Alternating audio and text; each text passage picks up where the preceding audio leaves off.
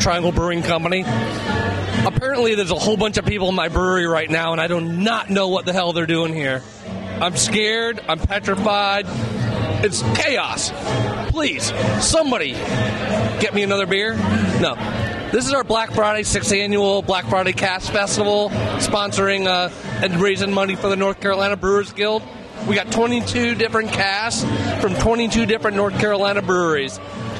They're all in attendance. We're happy to have everyone. Why go to the mall when you can come here and drink a beer? Please, next year, after Thanksgiving, if you're looking for something better to do, come by here and drink some beers with some good friends, good times. Cheers. Hope to see you. Hey there. How are you all on internet land? My name is Todd Isbell, and I'm the brewmaster at Liberty Steakhouse and Brewery in High Point, North Carolina. And I've been with the brewery for 5 years. This is the 6th annual, so I didn't make the very first one. But this is always a great event. It's North Carolina only cask beer. There's a good little competition that we brewers have for Best of Show, which is always really funny. And it's good. It's a lot of esprit de corps, a lot of camaraderie that we have within the industry.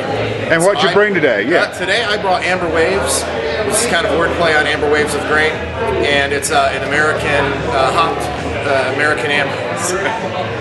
we have a comedian back there, but it's all good. So I brought Amber Waves, and it's a hoppy American amber ale. The original brew is made with all Simcoe hops for you beer geeks out there.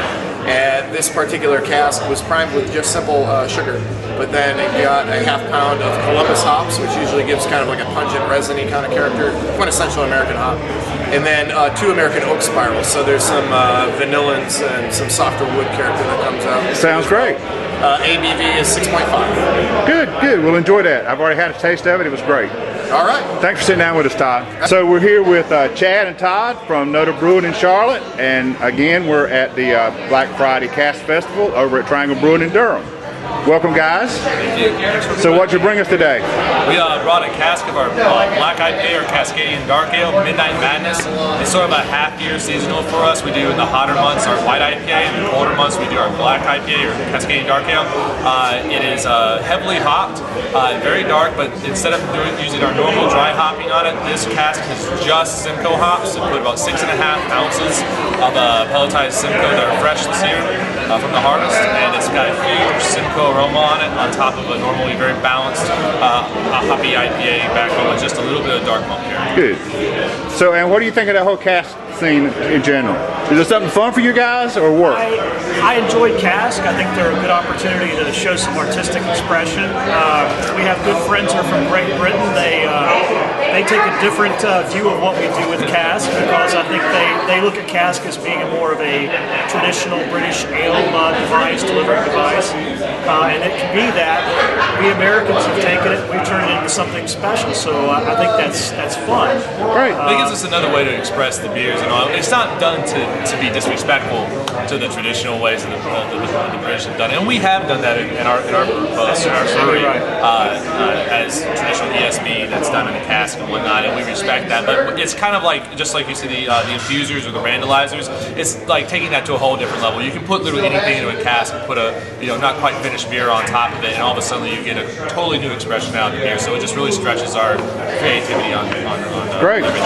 We're often surprised every single time we do one. We know what the base beer is going to be, so we know what we're starting from.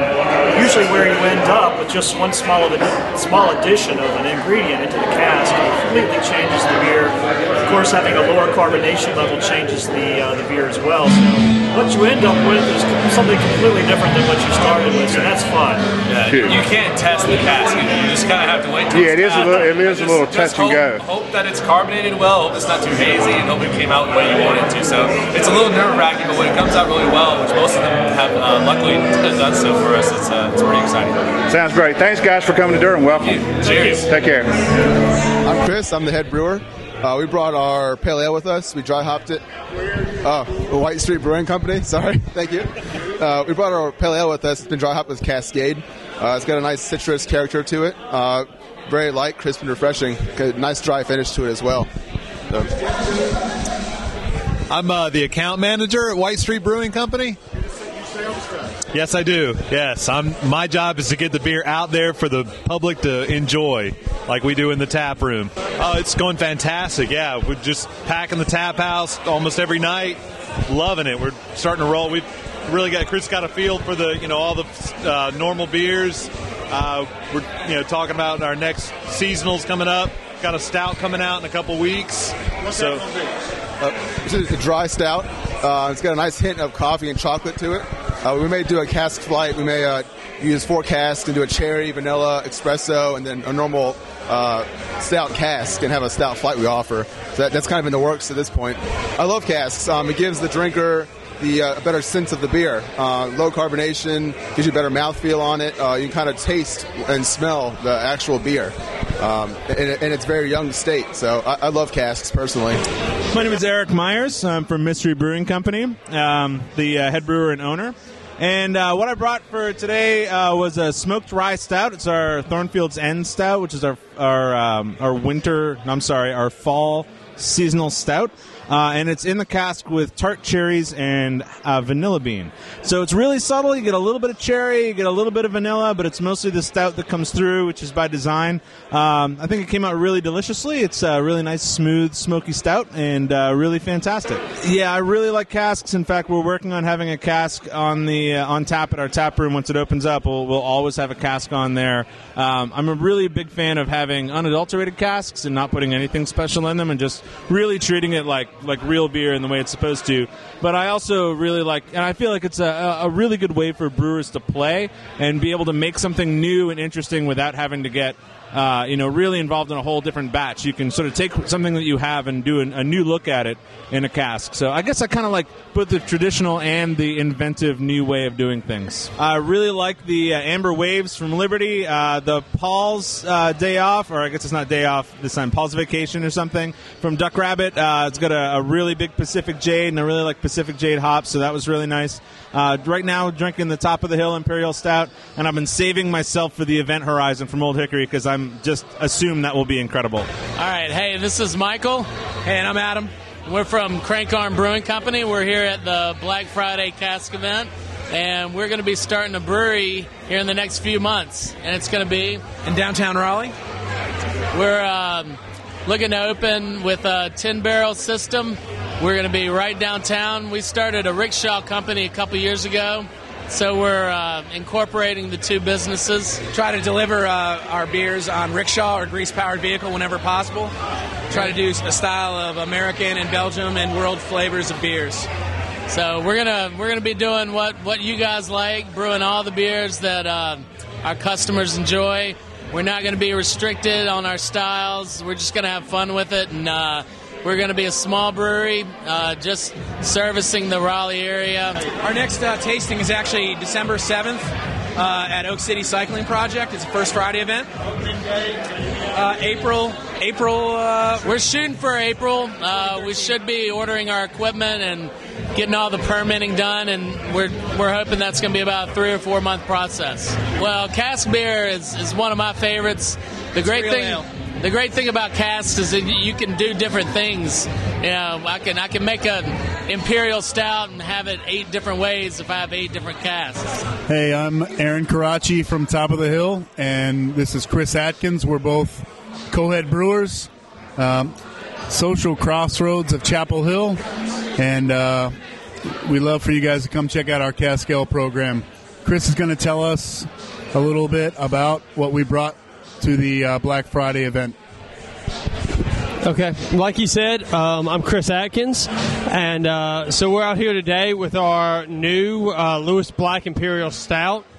It's a 8.8% alcohol Imperial Stout, and today we have it dry hop with some Centennial hops. So we'll have this on at the restaurant. Come check us out soon. Hey everybody, my name is Matt Dick. I'm one of the brewers with Foothills Brewing from Winston-Salem, North Carolina. Today what we brought for you was our People's Porter filled in a cask with a little bit of organic mint as well as some organic chocolate nibs from Videri Chocolate out in Raleigh, a local friend of ours. Cask beer, as far as this festival goes and as far as the idea of it goes, I love it. I think the natural carbonation in beer is, preferable to me personally over artificial or carbonation by other means. I think the idea of a cask is great. We look at it as an opportunity to experiment, an opportunity to try different things. Yes, I fill a lot of the casks at Foothills, almost all of them. We do. All the brewers also are filling them throughout the year.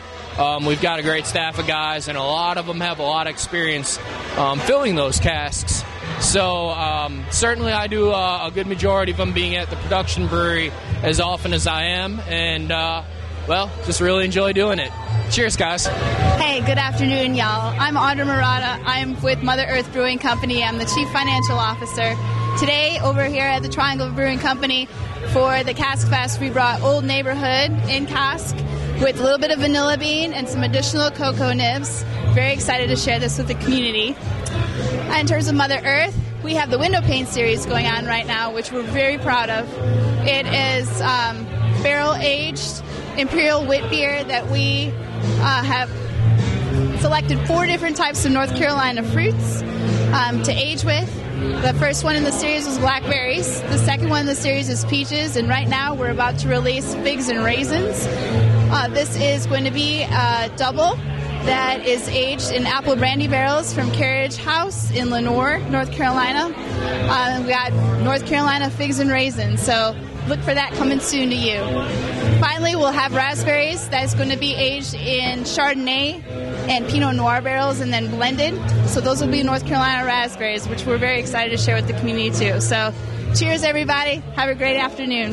Hi, I'm Scott Miller with the Duck Rabbit Craft Brewery.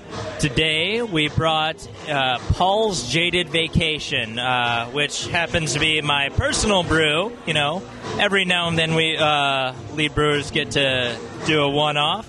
And it is a very hoppy rye ale with 8 Jade hop additions. We really like doing cask ales because they're exciting and fun and traditional, but keep in mind every time you have a cask ale, there is a large amount of labor that goes into it. I can easily fill 30 kegs in the same amount of time that it takes me to fill 1 cask.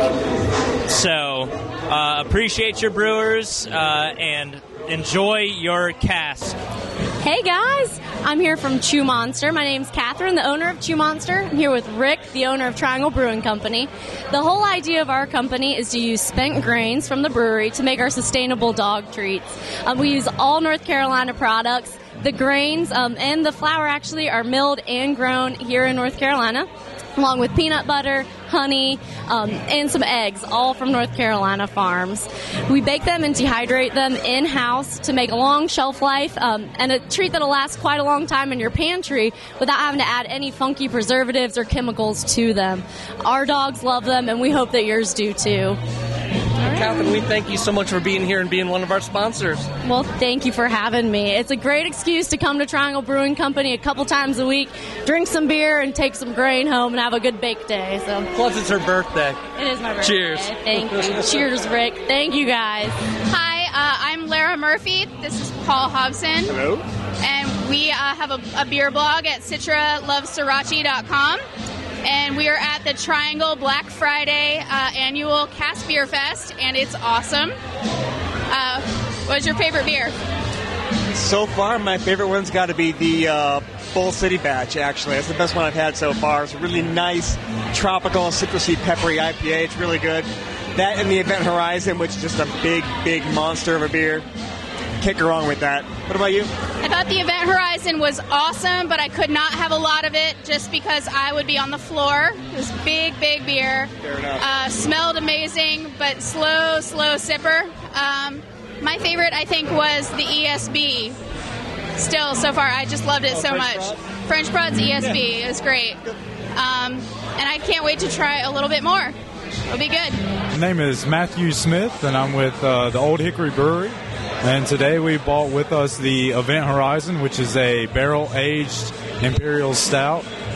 With this particular Imperial Stout, we did a little something extra with it. We took and while we were putting it in the actual cask, we added a handful of chocolate-covered coffee beans, which, while aging in the cask, actually changed the dynamics of the beer quite significantly, and it gave it actually more of a coffee-ish flavor. We are actually very happy to have brought home the trophy this year. This particular trophy right here. I know that this is actually one of Steven's beers that he's most proud of, and pretty much I'm very honored to have brought it here today to represent the Old Hickory Brewery, and I'm glad that everyone that is in attendance today got the pleasure of enjoying this beer.